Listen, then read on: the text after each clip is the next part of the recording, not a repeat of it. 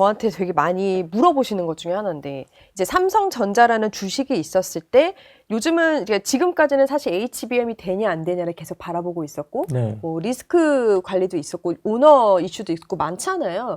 이걸 봤을 때 이 기업의 특성상 비율이 좀 그러니까 모멘텀으로 봤을 때 비율이라는 게 좀 있나요?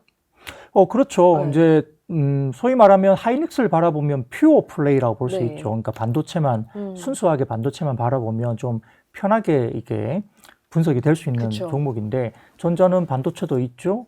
스마트폰도 잘 팔아야 되죠. 그러니까요. 가전도 좀 지켜봐야 될 것 같고 뭐 이런 것들이 많이 있습니다. 네. 그렇기 때문에 지금 가격에 대한 흐름들이 만약에 뭐 주가에 영향을 미친다고 한다면 사실은 퓨어 플레이가 조금 더 움직임이 활발하게 이루어질 수 있다고 볼 수 있고요. 네. 최근 들어서 하이닉스 쪽이 좀 더 뭐 20한 4, 5만 원 정도까지 네. 내려갔다가 네. 주가들이 튀어오를 때 또다시 상승폭으로 본다면 전자도 나쁘지 않았지만 하이닉스가 또다시 더 최근 상승폭은 또 좋거든요. 네. 빠질 땐 좀 빠지기도 했지만 그래서 그렇게 본다면 순수 플레이어가 오히려 지금 좀 더 평가를 받고 있다. 다만 이제 삼성전자도 좋아지는 긍정적인 모멘텀들이 좀 더 나타나기 시작하고 있고 폴더블 폰 같은 경우도 최근에 뭐 폴드 7이라든지 이 신제품도 최근에 스마트폰 쪽에서 좀 긍정적인 흐름들이 나오고 있다. 뭐 가전은 아직까지 뭐 특별하게 전자를 바라보면서 가전으로 평가를 받기는 네. 좀 어렵습니다만 뭐 그래서 기본적으로 반도체에 대한 빅사이클이 같이 다가오면서 삼성전자나 하이닉스 공이 둘 다 좋아지고 네. 스마트폰 시장도 좀 좋아지고 있다. 그리고 특히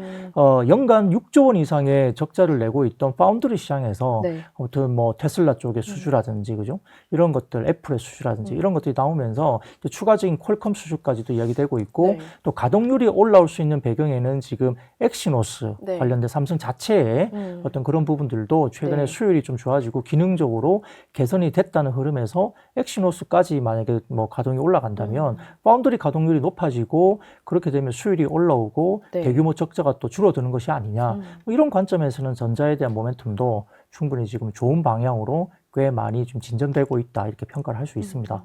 이게 반도체 주식을 보면 항상 그 사이클이라는 게 알기는 알아야 되더라고요. 네, 네. 아무리 변수가 있더라도 그걸 한번 저희가 배운다는 입장으로 반도체 사이클을 한번 좀 처음부터 설명을 좀 해주세요. 그러니까 이제 기본적으로 보면은 이제 반도체 사이클 같은 경우는 이제 일반적으로 메모리 가격이 막 올라가기 시작해요. 그러면 뭐 쉬워요. 우리가 일반적으로 그냥 평범하게 생각해 보면 가격이 올라가면 어떻게 되겠습니까? 가격 반등이 나오고 그러면 공급업체들은 야, 가격이 좋으니까 더 팔아야지. 네. 공급 증가를 막 하기 시작하겠죠. 그럼 증설 투자를 막 하게 됩니다. 네. 그러면 처음에는 가격이 올라가고 만드는 업체들, 뭐 삼성전자나 하이닉스가 되게 좋아지겠죠. 그렇죠. 그러면서 좋아지니까 증설을 하게 되고 그럼 증설 투자를 하게 되면은 소부장들이 뭐 증설 투자와 함께 기대감이 막 올라오겠죠. 네. 그러다가 정점을 지나면서 어떻게 돼요? 그 다음에는 이제 공급 과잉. 수요가 계속 좋을 수는 없잖아요. 그렇죠. 수요 좋은 게 뭐 어느 정도 지나다가 또 뭐 경기의 뭐 어떤 상황에 따라 수요가 또 좀 줄어들기도 하고 그러면 늘려놨던 증설 부분이 결국은 공급 과잉으로 우려가 되면서 이제 조정이 이루어지죠. 그러니까 이것은 기본적으로 이제 최근까지도 일부 지금 반도체 섹터 애널 가운데 그런 접근을 했던 애널이 아직도 있었어요. 사이클. 그렇죠. 예. 그래서 뭐 반도체 이야기를 할 때 어떤 애널리스트 분은 역시나 뭐 중국의 뭐 유동성, 그다음에 뭐 제조업 지표 이런 것에 대해서 선행해서 그게 좋아지면 그다음에 반도체가 같이 올라간다. 그 유동성 지표하고 제조업 지표 이것을 봐야 되고 그거하고 똑같이 시간적인 어떤 간극을 두고 반도체 관련된 사이클이 똑같이 움직인다. 네. 그래서 이제 그것만 보고 이제 반도체 사이클을 똑같이 이제 평가를 했죠. 그렇게 아는 분석자들도 그렇게 분도 내고 꽤 있고요. 있을 거고요. 네, 그렇게 평가를 했는데 저는 좀 다르게 보는 게 이제 물론 그건 과거에는 맞았어요. 네. 그래서 뭐 유동성 지표, 제조업 뭐 어떤 지표 이런 것들 보면 이제 반도체가 좋아지겠네 그런 것들 볼 수 있는데 이번에는 작년에 생각해 보면 그 레거시 제품에 대한 수요가 좋았을까 생각해 보면 레거시 제품 수요는 안 좋았죠. 그렇죠. 작년에 그죠? 근데 작년에 왜 하이닉스가 작년부터 올해까지 이렇게 좋을까? HBM이라는 게 생겼잖아요. 그 기저에는 AI라는 시장이 열리기 시작한 거예요. 네. 그러면 기존의 반도체 그냥 레거시 메모리가 경기 사이클을 타고 왔다 갔다 하면서 뭐 사이클이 뭐 올랐다 내렸다 하는 사이클이 좀 쉽게 보였다면 네. 최근에는 이런 레거시 제품에 대한 수요가 굉장히 좀 힘들고 네. 그런 상황에도 불구하고 특수한 AI 시장이 열리면서 HBM 시장이 또다시 이제 거기에 애드업이 된 거죠. 네. 그래서 레거시 제품이 안 좋은데 수요가 안 좋은데 주가가 급등해요. 그리고 하이닉스가 돈을 너무 잘 벌죠. 네. 그러니까 결국은 HBM이라는 AI 시장이 이 기존의 반도체의 어떤 사이클을 조금 다르게 만든 것이 아닌가. 그래서 기존 레거시 제품에 대한 사이클만 보고 삼성전자나 하이닉스를 투자했다면 낭패를 봤을 겁니다. 네. 주가가 이렇게 급등하고 있는데 레거시 제품의 수요는 안 좋거든요. 그러니까 안 좋게 이야기를 할 수밖에 없잖아요. 근데 AI에 대한 특수성을 이제 간과를 네. 한 거죠. 애널리스트 중에도 그런 사람이 있고요. 그걸 버티다 못해서 최근에 목표 주가를 올리기 시작하더라고요. 그럴 정도로 일단 상당히 기존의 어떤 분석에 대한 툴이 좀 바뀌어야 되는 네. 것이 아닌가. 그 기저에는 AI, 뭐 데이터 센터 이런 것들에 대한 관련들, 특히 엔비디아의 어떤 출현 때문에 시장에 대한 사이클이 기존과는 좀 다르게 흘러가지 않느냐. 근데 지금은 HBM도 좋아요. 그러니까요. 다만 이제 HBM이 과거 대비해서는 어떤 가격 매력도가 내년 정도에는 플레이어가 삼성전자나 마이크론이 들어간다는 가정을 한다면 HBM의 가격 상승분이 조금 플레이어 입장에서는 좀 낮춰질 수 있잖아요. 대신에 이제 기존 레거시 사이클까지 지금 좋아지는 게 막 올라오니까 네. 그것도 지금은 이해가 안 되죠. 그러니까 지금 이 각각이 겹치면서 막 그렇다. 그래서 지금 그걸 본다면 이 조선업종이 좀 그 비슷해요. 그래요? 뭐 사이클 뭐 10년 사이클로 뭐 그쵸. 조선업종을 한 번 물리면 10년 물린다 뭐 이런 말도 있었지만 이게 사이클 타다가 최근 보세요.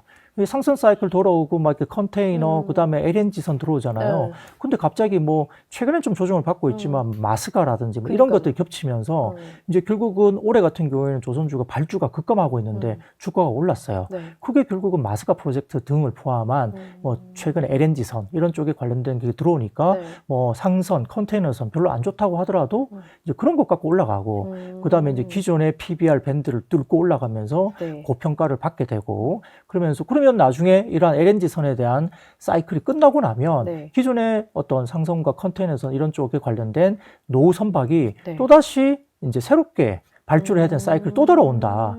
그런 논리로 조선주를 계속 그러네요. 당겼단 말이에요. 그러니까 그것도 기존과 좀 다른 네. 접근을 해야 됐었던 거죠. 그래서 반도체도 네. 기존의 사이클론, 경기론에 입각한 사이클론이 있었다면 지금은 AI, 엔비디아의 출현, 거기에 대해서 HBM이라는 어떤 특수한 네. 어떤 메모리 이런 것들 관련해서 새로운 사이클이 나왔고 거기에서 승자, 특히 뭐 하이닉스가 가장 승자였죠. 네. 그런 것들 중심으로 뭐 삼성전자가 따라가는 그러한 재편이 되고 뭐 한때 계속적으로 1위였던 삼성전자가 결국은 하이닉스에게 뭐 자리를 내주는 그런 변화까지 생기는 사실 업계로 보면 굉장히 큰 변화가 생긴 걸로 볼 수 있습니다.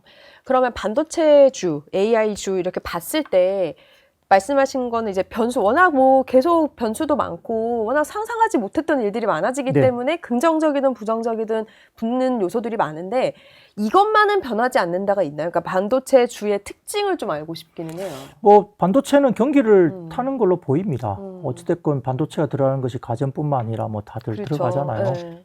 그래서 뭐 자동차도 들어가고 우리가 가전도 들어가고 막 그렇긴 한데 지금 현재로서는 어쨌든 가장 크게 우리가 뭐 쉽게 주식을 볼 때 어떤 업종을 내가 고를 것인가에 대한 고민을 할 때는 그냥 단순해요. 전 세계적으로 돈을 어디다 제일 많이 쏟아붓고 있느냐. 그리고 사람들이 거기에다가 돈을 얼마나 소비자들도 네네. 돈을 쓰고 있느냐 이걸 봐야 되는데 전 세계적인 현상은 역시 AI 쪽, AI 데이터 센터 쪽으로 돈을 계속적으로 기업들이 물론 뭐 지금 B2C까지는 가지는 않았습니다. 네. 근데 우리가 느껴보는 것은 우리가 챗 GPT도 많이 쓰시잖아요. 그쵸. 그 AI라는 어떤 그런 현상 시대가 바짝 가까이 왔고 그걸 이미 이제 우리가 커스터머 소비자 입장에서 이제 실제 우리가 뭐 돈을 내고 쓰기도 하고요. 좀 낮은 버전은 공짜 무료 버전도 쓰기도 하는데 AI의 영향력, 생활력이 이제 들어왔다는 거죠.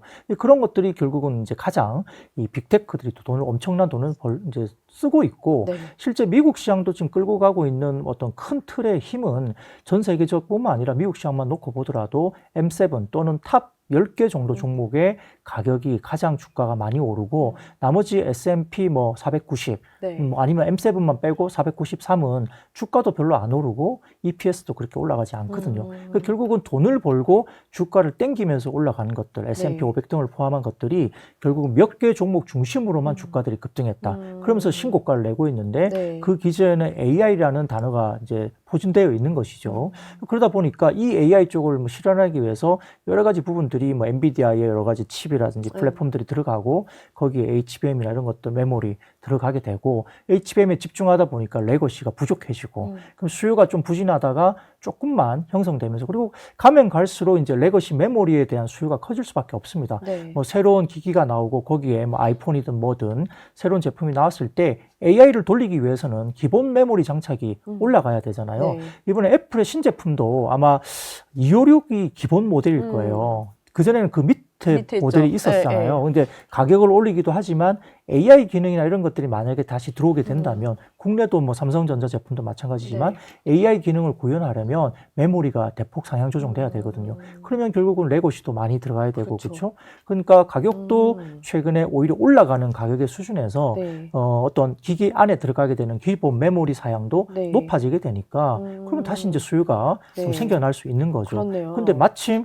HBM 쪽으로 집중해서 돈을 벌던 하이닉스 입장에서는 레거시 쪽이 조금 이제 주춤할 수밖에 없잖아요. 근데 삼성전자는 레거시가 좀 많이 아직은 비중이 있죠. 네. HBM을 많이 안 했으니까. 근데 전자도 조금 따라잡는 듯한 느낌이고 또 하이닉스가 왜 지금은 뭐 레거시 메모리가 올라가는데 HBM에서 강자로 보였던 그 하이닉스가 더 주가가 더 많이 올라갑니까? 삼성전자가 더 많이 올라가야 되지 않나요? HBM을 많이 못했기 맞아요. 때문에 궁금해요. 레거시가 더 좋은, 더 많은 삼성전자가 더 많이 올라야 되지 않나요? 물어보시는데 또 그렇지 않다는 이야기를 또 제가 좀 이따 드리겠지만 그런 것들이 어쨌든 복합적으로 이루어지면서 일단 뭐 HBM 괜찮고 레거시 쪽이 좋아지고 그리고 또 HBM을 잘하고 있는 것이 마이크론이 좀 뒤처지면서 전자가 좀 많이 따라잡았다. 이런 부분에서는 하이닉스도 좋고 전자도 좋다 보는데 이제 밸류에이션 부분을 본다면 아까 말씀드렸던 하이닉스가 역사적인 밸류 한 PBR 2배 정도까지 다시 올라왔기 때문에 이 부분에서 이제 가보지 않은 길을 갈 것인가 뭐 그걸 좀 봐야 될 것 같고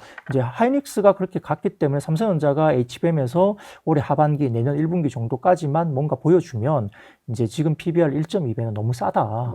그러면 이제 뭐 1.5배, 1.6배 정도가 11만 원 목표 주가가 나오고 있는데 2배까지 올라가야 되면 얼마까지 가야 되나? 그렇게 생각하면 이제 엄청 높게 올라가는 기대감이 생기는 거잖아요. 다만 이제 아직까지 HBM4에 관련된 부분에 뭔가 조금 남아 있는 것 같다. 아직은 뭐 확정이 안 되고 그런 것들에 대해서 이제 우리가 확인이 안 되기 때문에 조금 보수적으로 어떤 멀티플을 좀 더 삼성전자 쪽에는 아직 주고는 있지만 근데 HBM이 안 된다 하더라도 현재 레거시 제품에 대한 부분들 가격 상승세를 봤을 때 삼성전자도 돈을 많이 벌 것이다. 이렇게 보는 것이죠. 그러면은 기존에 지금 오늘도 한화투자증권 리포트를 좀 인용을 하자면 내년 영업이익을 38조 원 정도로 추정을 했거든요. 근데 오늘 리포트가 내년 영업이익을 50조 원 이상으로 대폭 상향 조정했습니다. 그거는 HBM을 잘해서 올라간 게 아니에요.